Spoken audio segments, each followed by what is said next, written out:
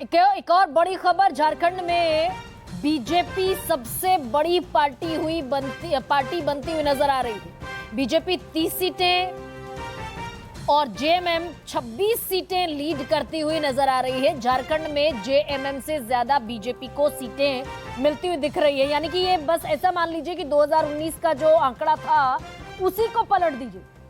JMM के पास उस वक्त 30 सीटें थी और बीजेपी के पास 25 सीटें थी। ये आंकड़ा फ्लिप फ्लॉप होता हुआ नजर आ रहा है। झारखंड में जेएमएम से ज्यादा बीजेपी को सीटें मिलती दिख रही हैं। हाँ, लेकिन इसे अगर कोलैब कर दिया जाए और इंडिया गठबंधन की सीटें जोड़ी जाए तो इंडिया ब्लॉक सरकार बनाता हुआ स्पष्ट तौर पर नजर आ रहा है। लेकिन ये आंकड़ा अपने आप में बड़ा जरूरी हो जाता है बताना कि बीजेपी यहां पिछली बार से भी ज्यादा सीटें हासिल कर रही है। तो ऋषिकेश आ सकता है, लेकिन ऋषिकेश आप तक आना जरूरी हो जाता है कि भाई ये जेएमएम सत्ता में काबिज होती हुई तो दिखेगी, लेकिन बीजेपी अपनी सीटों को और ज्यादा बढ़ाती हुई दिख रही है, पिछली बार से भी ज्यादा। बिल्कुल गरिमा जी, और इसके पीछे की वजह दो है कि आखिरी वक्त में जो चंपई सोरेन को अपनी तरफ लाना, उनके बेटे को टिकट देना, सीता सोरेन को अपनी तरफ मिलाना, लोबिन हेम्ब्रेम को अपनी तरफ मिलाना, जो संथाल और कोल्हान की सीटें हैं, तो उन जगहों पर भारतीय जनता पार्टी बढ़ती हुई दिख रही है। जो घाटशिला, जो चंपई सोरेन के बेटे हैं, उनके बेटे बाबूलाल सोरेन, वो थोड़ा मामूली अंतर से भी है, 5-6 राउंड की वोटिंग हुई है, 2000 के आसपास उनकी बढ़त है। तो एक वो चंपई सोरेन तकरीबन 12,000 से ज़्यादा वोट से आगे चल रहे हैं, वो चुनाव जीत जाएंगे, जो जेएमएम की सिटिंग सीट थी। तो 2 सीटों का फायदा इधर है। और सीता सोरेन की सीट जो जामा है, दुमका है, बहुत ही माइनर वोट से आगे चल रही है भारतीय जनता पार्टी, 1200-800 वोट से।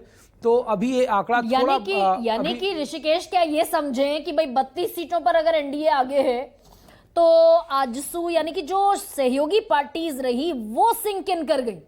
हाँ, अगर वो बढ़िया प्रदर्शन करती, आजसू, जेडीयू, एलजेपी अगर वो बढ़िया प्रदर्शन करती तो ये आंकड़ा और ज्यादा बेहतर होता। बिल्कुल आप ठीक कर रही हैं। आजसू पर ज्यादा उम्मीद था लोगों को। महतो वोट बैंक जो वहाँ उनका एक चंक है, वो महतो वोट बैंक में सिंधमारी, जो जयराम महतो वहाँ की जो रीजनल छत्रप हैं, उन्होंने वो ज़्यादा उनको नुकसान दिया, और वो ज़्यादा नुकसान भारतीय जनता पार्टी को है, आजसू को है। नहीं तो आजसू कम से कम जो उनका स्टेक था 4 या 5 सीट का, तो लोग तय मान रहे थे। बीजेपी 30-31 सीट के आसपास दिख रही थी। तो ये आंकड़ा 36-37 के आसपास मैक्सिमम एनडीए पहुंच रहा था।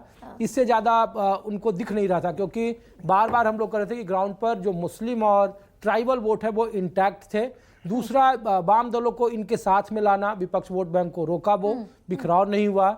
और तीसरा कि आरजेडी जो पलामू का प्रमंडल है, जो बिहार से सटा हुआ इलाका है, वो भारतीय जनता पार्टी पिछली बार स्वीप कर गई थी, लेकिन उन इलाकों में आप देखिए कि आरजेडी प्रदर्शन कर रही है। और एक चीज़ और, जो देवघर, जो अयोध्या की जो बात करते हैं, वो राष्ट्रीय जनता दल 15,000 वोट से आगे चल रही है, और वो लगभग जीतना उनका तय है। लेकिन जेएमएम और बीजेपी कंटेस्ट करते हुए बराबरी पर दिख रहे हैं। 29 पर बीजेपी और 28 पर जेएमएम। तो